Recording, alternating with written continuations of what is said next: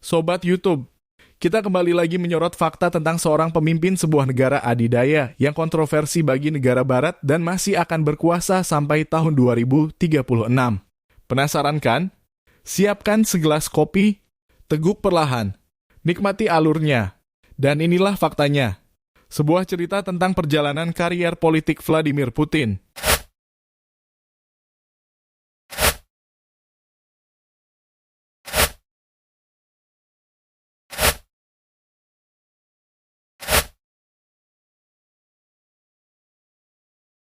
Awal karier dan masuknya ke dunia intelijen. Vladimir Vladimirovich Putin lahir pada 7 Oktober 1952 di Leningrad yang kini dikenal sebagai Petersburg. Sejak kecil, Putin menunjukkan ketertarikan pada olahraga, terutama judo, yang membantunya mengembangkan disiplin dan determinasi. Setelah lulus dari Fakultas Hukum Universitas Negeri Leningrad pada 1975, Putin bergabung dengan Komite Keamanan Negara atau dikenal dengan istilah KGB, Organisasi Intelijen Utama Uni Soviet. Kariernya di KGB dimulai dengan tugas-tugas di dalam negeri, tetapi pada pertengahan 1980, ia dikirim ke Dresden, Jerman Timur, di mana ia bekerja sampai runtuhnya tembok Berlin pada 1989. Transisi ke politik lokal. Setelah kembali ke Leningrad pada awal 1990, Putin mulai beralih dari karier intelijen ke dunia politik. Pada tahun 1991, ia diangkat sebagai penasihat untuk Anatoly Sobchak, wali kota pertama Leningrad yang dipilih secara demokratis. Di sini Putin menunjukkan kemampuannya dalam administrasi dan hubungan internasional yang membantu Sobchak dalam berbagai proyek pembangunan kota. Pada tahun 1994, Putin diangkat sebagai wakil wali kota dan kepala Komite Hubungan Eksternal, di mana ia bertanggung jawab atas investasi asing dan hubungan dengan perusahaan internasional. Pada tahun 1996, setelah Sobchak kalah dalam pemilihan kembali, Putin pindah ke Moskow dan mulai bekerja di administrasi kepresidenan. Kariernya mulai menanjak dengan cepat. Pada tahun 1998, Presiden Boris Yeltsin menunjuk Putin sebagai Direktur FSB, Badan Penerus KGB. Setahun kemudian, ia menjadi Sekretaris Dewan Keamanan.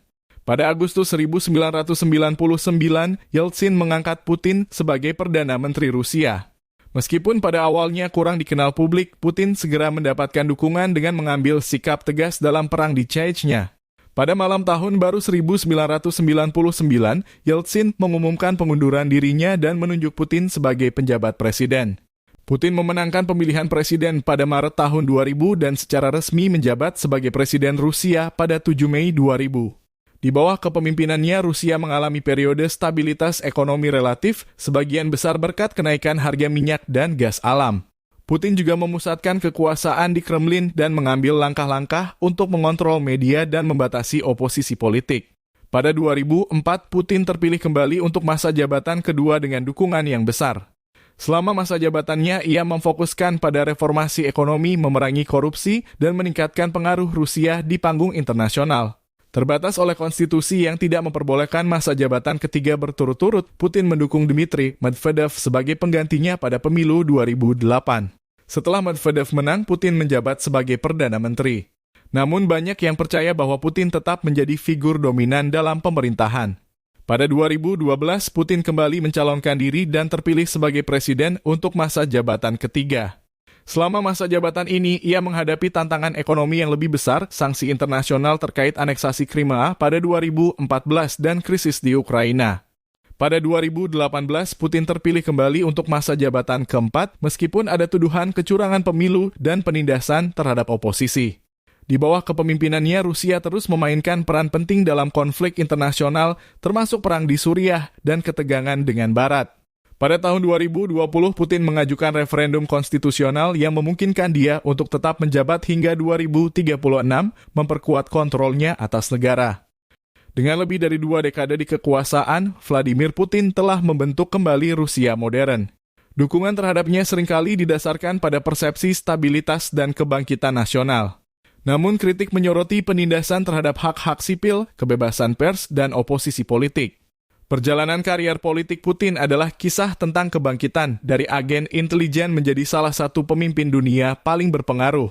Bagaimana masa depan Rusia di bawah atau setelah Putin akan menjadi bab berikutnya yang masih harus ditulis.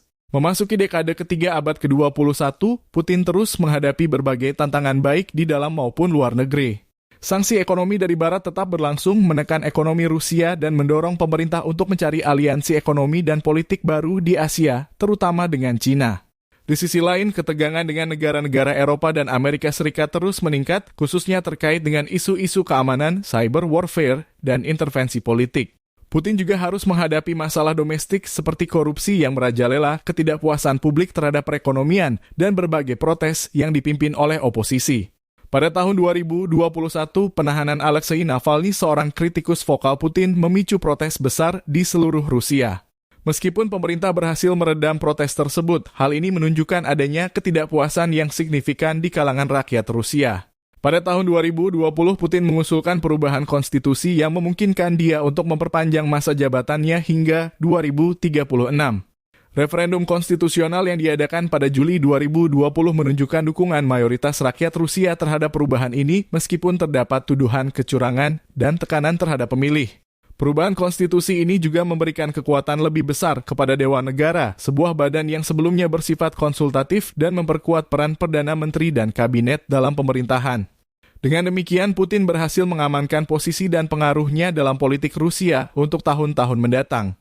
Di panggung internasional, Putin terus memperkuat posisi Rusia sebagai kekuatan global. Intervensi militer di Suriah, dukungan terhadap rezim Bashar al-Assad, dan keterlibatan dalam konflik Ukraina menegaskan tekad Rusia untuk mempertahankan dan memperluas pengaruhnya. Hubungan dekat dengan Cina dan beberapa negara di Timur Tengah menunjukkan upaya Rusia untuk membangun aliansi strategis di luar pengaruh Barat.